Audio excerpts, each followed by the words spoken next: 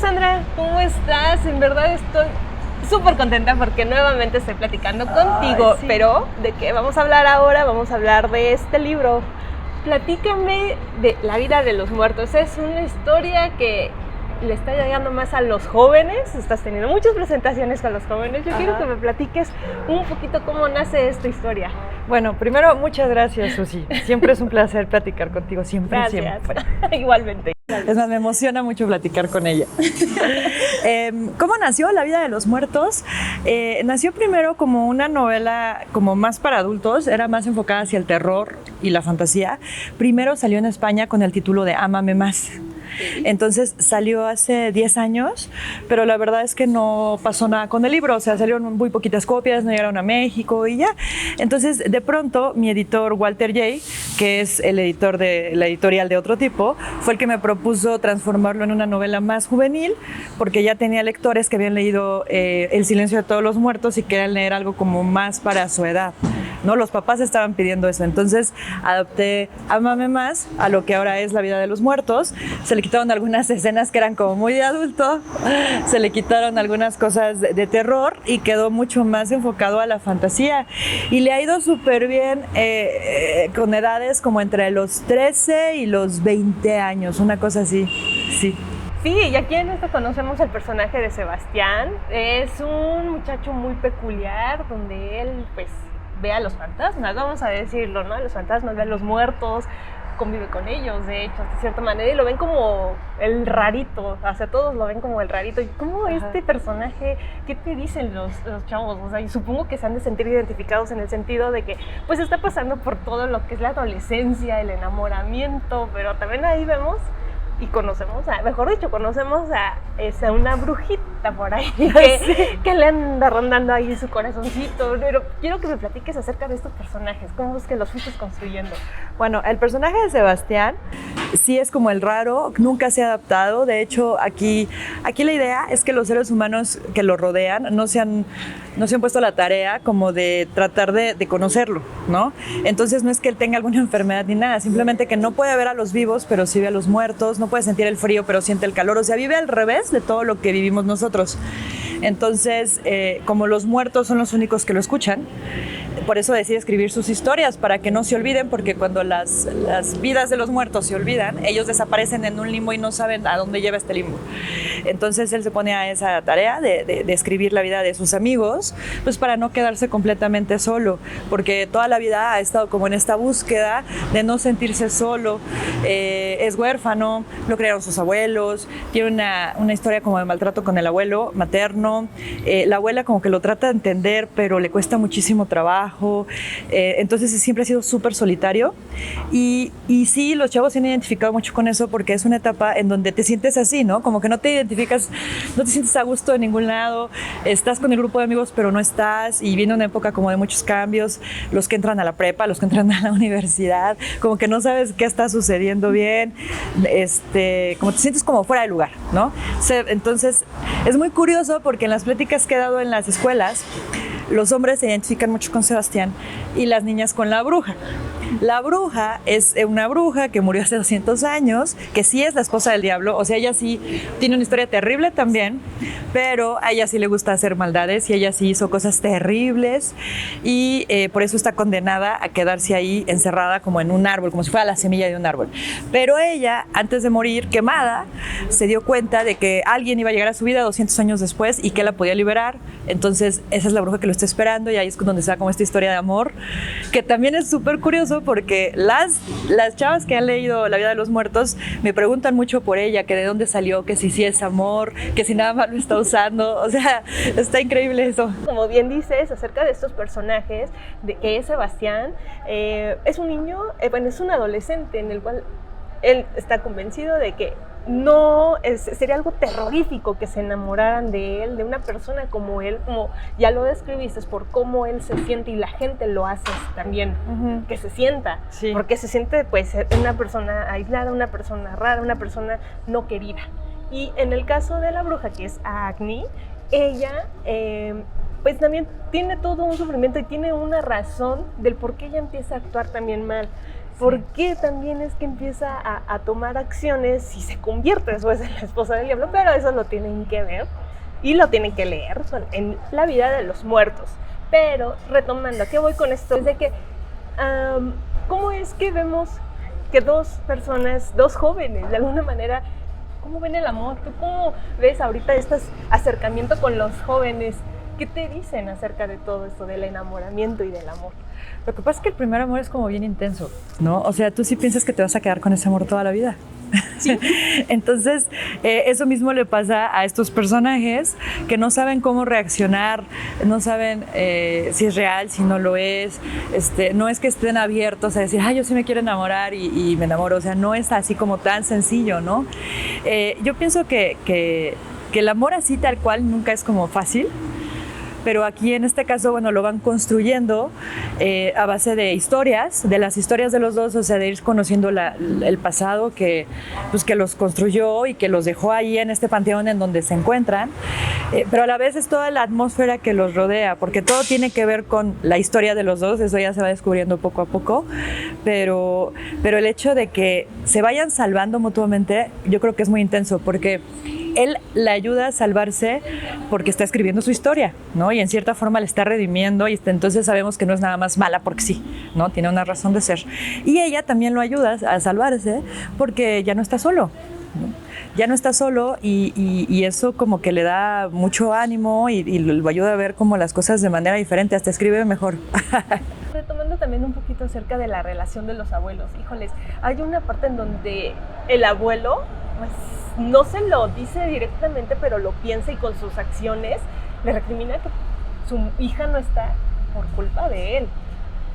Esto, o sea, qué fuerte, porque yo creo que lo han pasado, o hemos sabido de historias o de conocidos que han pasado por esto. Uh-huh. Y es fuerte porque dice, estamos hablando que son los abuelos y los que se tuvieron que hacer cargo de él y están con él, y sobre todo la abuela es la que trata de comprenderlo y trata de entenderlo, pero hasta el final vemos como también la abuela deja de hacer cosas porque dice que ya no está en la edad para hacer ciertas actividades. Y ahí viene para mí un mensaje importante de no tener que dejar todo porque dices, es que ya estoy viejo, ya no voy a hacer lo que me gusta o esto, porque no es cierto.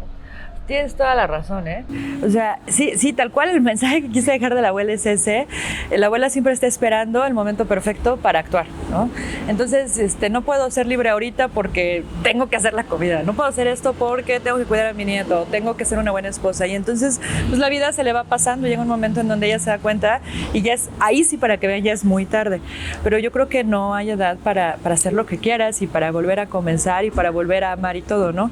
Y la historia del abuelo, como te decía, sí es una historia como de maltrato, porque en realidad a él no le quedó opción. O sea, él tuvo que cuidar al nieto. No, nadie le dijo, oye, ¿quieres hacerlo? No, entonces él tiene como ese rencor de que su hija murió cuando Sebastián nace y todavía no se parece nada a su hija y además pues, es súper raro, ¿no? O sea, no es un niño normal, como dicen, ¿no? Como él hubiera querido.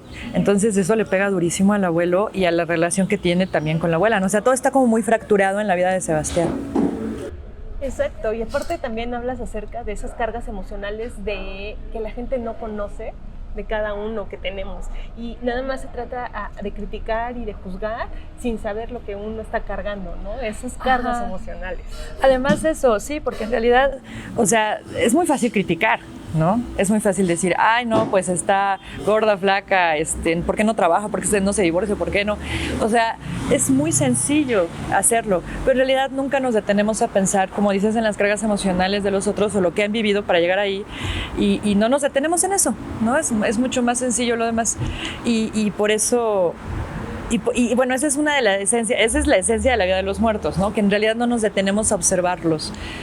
Y creo que si nosotros nos detuviéramos más a observar, podríamos conocer, podríamos valorar más a la gente que está cerca de nosotros, ¿no? Sin juzgar. Y yo creo que de ahí también la importancia de que Sebastián empiece a transcribir todas las vivencias que tuvieron en su momento, porque si no, llega el olvido, se van al limbo a perderse y ya nadie supo sus historias. También haces mucha referencia a los escritores, o sea, todo lo que ellos dicen, hasta llega un momento que también en una de las historias que le empiezan a contar a Sebastián, donde dice, él escribe cuentos infantiles y espera que de esos cuentos la gente no se olvide de él. Sí, lo que pasa es que, bueno, en la historia, ¿no?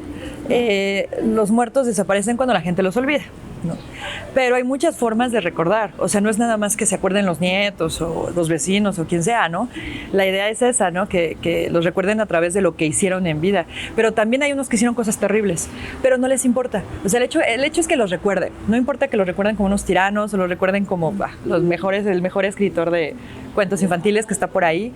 El chiste es que se acuerden de ellos porque les da mucho miedo lo desconocido, o sea, a pesar de que están muertos, les da mucho miedo qué es lo que va a haber más allá, ¿no? Entonces, por eso Sebastián se pone como a escribir todas las historias y demás, pero es muy curioso porque los que tienen más tiempo de muertos son los que son recordados por la historia, aunque sean mal recordados, no importa.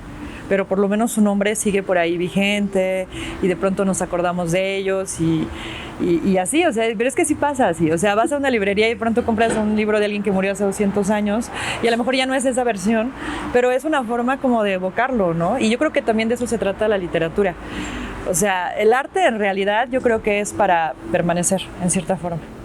Oye, y también un poquito hacia esta parte, la abuela le comenta a Sebastián que no se enamore de sus personajes. Sandra, ¿tú te has enamorado de alguno de tus personajes? No sé, yo creo que sí, pero hace muchísimos años, o sea, yo creo que de los primeros que escribía, me acuerdo que había un personaje que me gustaba mucho, cómo había quedado, de una novela que quizás salga como en un año, todavía ni siquiera estoy segura, imagínate. Esa historia debe tener como 25 años, pero es que tenía características de alguien que me gustaba en ese momento. Pero en realidad así de enamorarme del personaje, no, es muy difícil, porque sin enamorar del personaje no lo podría hacer sufrir. Yo creo que está con más gusto también, a lo mejor. A lo mejor. Sí. No te enamores de tu personaje, y esto se lo comenta pues básicamente por Agni, ¿no? Porque todos le temen, o sea, todos le temen y dicen, no lo hagas, y es que ahí vamos encontrando todo, ahí un giro de tuercas de personajes que dices, wow, que pensabas que le estaba ayudando a Sebastián. Como Víctor. Exacto, platícame acerca de este personaje. Fíjate que todos los personajes en la vida de los muertos tienen una investigación. O sea, la bruja, o sea, esa vida de esa bruja sí existió más o menos así, ¿no? Víctor es un soldado que estaba encargado de llevar a las brujas como a la Inquisición y todo esto, ¿no? Que vivía, o sea, es una combinación como de 2, 3 personajes históricos que encontré, que se me hicieron súper interesantes y que ya juntos se me hacían como algo muy malévolo, porque puede ser como el mejor amigo o puede ser el peor, ¿no? Entonces se me hace un personaje como muy peligroso, pero también se me hace un personaje muy humano, porque tiene como muchas pasiones que no puede controlar y eso lo llevó a hacer pues todo lo que hizo, ¿no? Al final, y lo llevó a quedarse atascado en ese panteón donde pues en realidad los odia a todos, pero por lo menos está ahí como viendo. ¿Y de Enzo? Enzo es un fantasma muy curioso porque nadie sabe su historia. Me gustó esa parte, o sea, él siempre le preguntan su historia y siempre dice diferentes historias, aunque se contradigan entre ellas, ¿no? Entonces, es que hay gente así, o sea, gente en la que en realidad nunca conoce su historia, ¿no? O sea, a lo mejor a ti te puede decir una cosa y a alguien más le puede decir otra y etcétera, ¿no?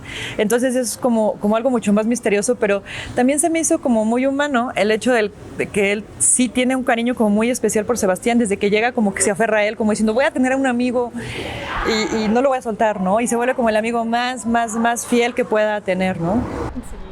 Sí, y aparte, pero es amigo fiel y todo, que muchas veces no nos damos cuenta que ahí está ese amigo incondicional. Ajá. Porque él le ayuda en varias circunstancias en las que va pasando. Este personaje principal le va ayudando. Sí. Y pues Sebastián está, pues sí, cegado en este amor que empieza a sentir por Agni, que no se da cuenta de que ahí está, y hasta que al final ya empieza a ver como, híjoles, ya se está desvaneciendo, es cuando ahora sí dices, y esa parte que también llega, donde dices, hay que vivir el ahora. Sí, exactamente. Pues él está ahí clavado y no, muchas veces Sebastián no se da cuenta que está ahí con él. no se da cuenta, Yes. ¿no? Y así pasa. Sandra, me resta decir que invites a que lean tu nueva novela. Bueno, que ya ha estado ahora sí que en un buen tour de presentaciones y todo, y que le ha ido súper bien, y que eres tus redes sociales. Sí, claro. Bueno, pues los invito a todos a que lean La vida de los muertos. Está a la venta en la editorial de Otro Tipo. Y recuerden que me pueden encontrar en redes como escritora serial o como Sandra Becerril escritora en Facebook. Y muchísimas gracias, Susi, por el espacio, como siempre. No, pues muchísimas gracias a ti. Y amigos, solo me resta esperarlos en la próxima entrevista.